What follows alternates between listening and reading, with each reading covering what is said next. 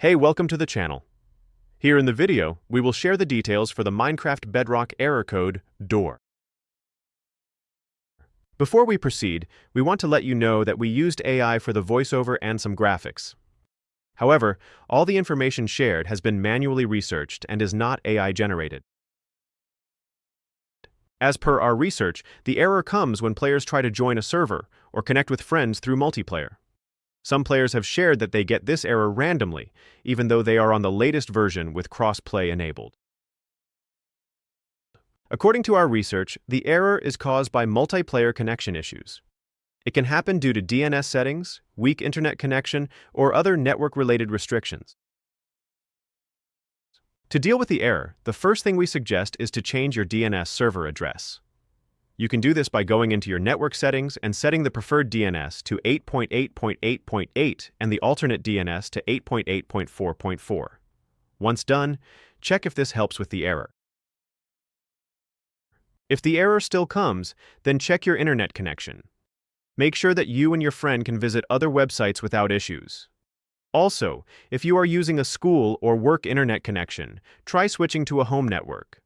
Then check if the error still comes. If the error persists, then pause any other network-heavy tasks on your device or on other shared devices. Stop all downloads and video streams and check for the error again. If you still get the error, then run a speed test to check your internet connection speed and latency. Also, if you are on a wireless network, try moving your device closer to the router and see if this helps. If the error doesn't resolve, then check your DNS settings again. If you have manually changed them before, try switching them back to automatic. If you're on a PC, you can also flush the DNS cache using Windows network commands. If you still receive the error, then check your NAT settings. If you made changes for port forwarding or are using a VPN, reconfigure your router to use moderate or open NAT.